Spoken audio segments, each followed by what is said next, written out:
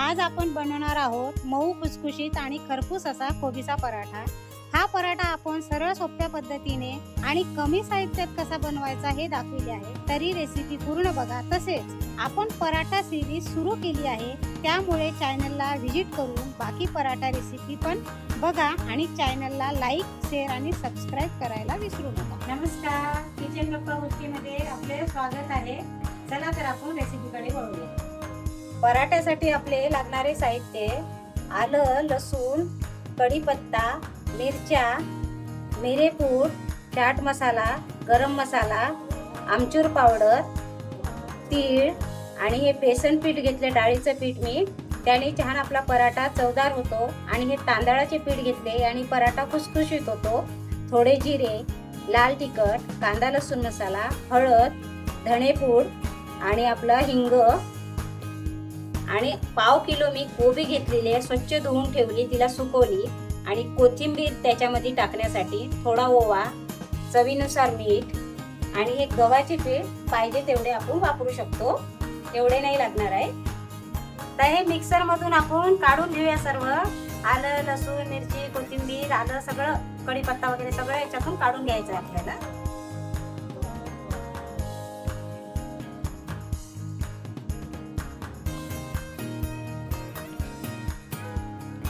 कोबी किसून घेऊया आपण, बारीक याच्यावरच किसत आहे मी, मोठ्या याच्यावर नाही।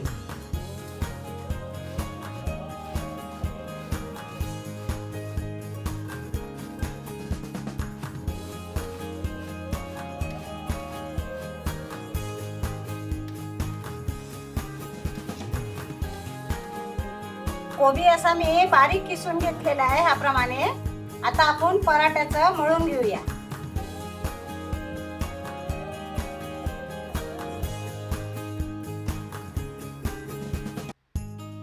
आणि हे आलं लसूण मी मिक्सर मधून काढलेलं होतं, असं काढलेलं आहे मी बारीक। आणि आता हे सगळे पीठ मसाले सगळे याच्यामध्ये आपण टाकून घेऊया।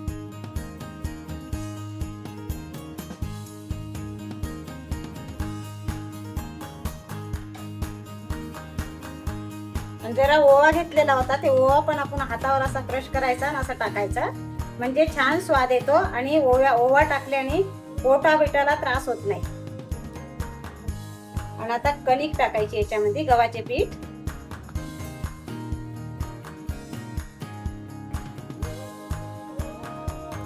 ही कोथिंबीर मी धुवून घेतलेली आहे आणि चवीनुसार मीठ,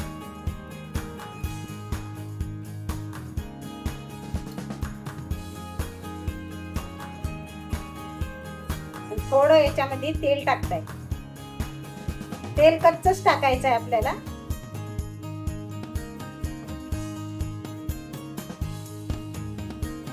आधी सगळं असं मिळून घ्यायचं छान पैकी।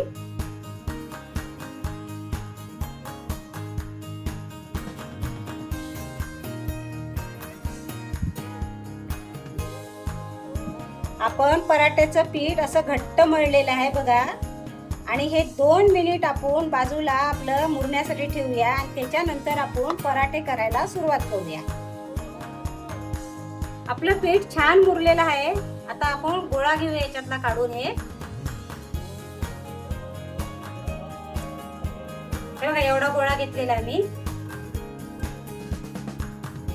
आता हे पिठात घालूया आपण।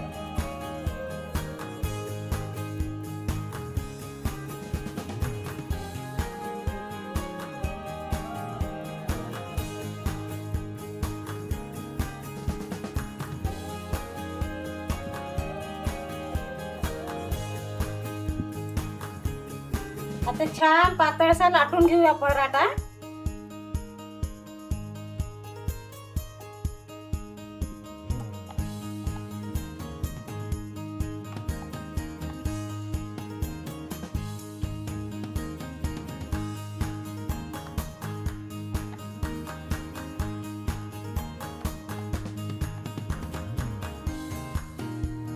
पोळपाटाला जर चिकटत असेल पराठा, थोडी कणिक लावायची, नाही चिटकत असेल तर नाही लावायची। हे बघा मी ह्याप्रमाणे पातळ केला छान। असंही बघू शकता तुम्ही. आता आपण याला भाजून घेऊया. तव्यावर थोडं आपण तेल टाकून घेऊया आणि असं पसरून घेऊ उलटण्याने आणि नंतर याच्यावर आता पराठा टाकूया आपण.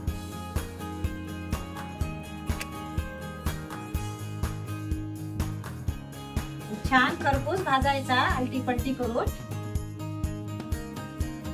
आणि भाजणं झाल्यानंतरच तेल टाकायचं त्याच्यावर. आधीच तेल टाकलं ना तर पराठा कच्चा राहतो आणि आपल्या लक्षात येत नाही पराठा कच्चा आहे की भाजल्या गेला म्हणून.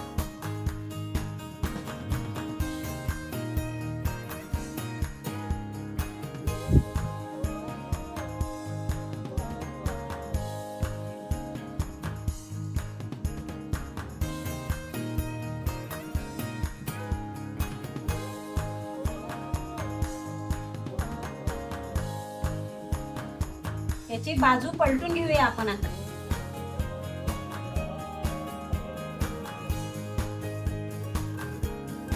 आणि ह्या कडा छान भाजायच्या म्हणजे आपला पराठा कच्चा राहत नाही.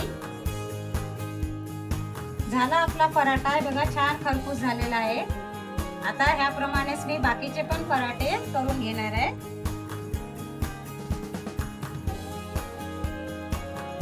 झाला आपला कोबीचा पराठा तयार. तुम्हाला दाखवते मी कसा झाला ते. हे बघा, छान मऊ झालेला आहे आणि खुसखुशीत झालेला आहे. तुम्ही पण ही रेसिपी घरी ट्राय करा. आणि हा पराठा आपण दह्यासोबत पण खाऊ शकतो, सॉस सोबत पण खाऊ शकतो आणि लोणच्या सोबत तर मग खूपच छान लागतो पराठा. आणि हे लोणचं मी घरी केलेलं आहे. याची रेसिपी मी चॅनलवर टाकलेली आहे. कोणी बघितली नसेल तर चॅनलला व्हिजिट करा आणि हे रेसिपी आवर्जून बघा आणि तुम्ही पण ट्राय करा. झाले आपले कोबीचे पराठे तयार. हे पराठे आपण सॉस सोबत किंवा दह्यासोबत खाऊ शकतो, लोणच्या सोबत सुद्धा खाऊ शकतो. आणि हे लोणचं आपलं विकतचं नाही आहे, मी घरी केलेलं लोणचं आहे. आणि याची लोणच्याची रेसिपी मी चॅनलवर टाकलेली आहे आणि खूप छान प्रतिसाद आलेला आहे या लोणच्याच्या रेसिपीला. आणि कोणी नवीन कोणी पाहिली नसेल समजा रेसिपी तर ते चॅनलला व्हिजिट करा आणि हे लोणच्याची रेसिपी बघा. आणि आपण पराठ्यांची सिरीज सुरू केलेली आहे. याच्या आधी पण मी पराठे दाखवलेले आहे. कांद्याचा आपला लच्छा पराठा दाखवलेला आहे आणि याच्या पुढे मी साधे पराठे दाखवणार आहे, भरलेले पराठे दाखवणार आहे आणि कशा कशाचे पराठे बनतात ते सर्व पराठे मी तुम्हाला दाखवणार आहे.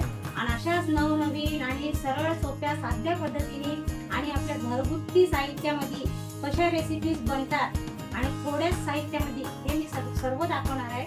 त्यासाठी तुम्ही चॅनलला सबस्क्राईब करून ठेवा, जेणेकरून मी कुठलीही रेसिपी टाकली ते सर्वात आधी तुम्हाला दिसणार आहे. तर व्हिडिओला लाईक करा आणि शेअर करा, जास्तीत जास्त शेअर करा आणि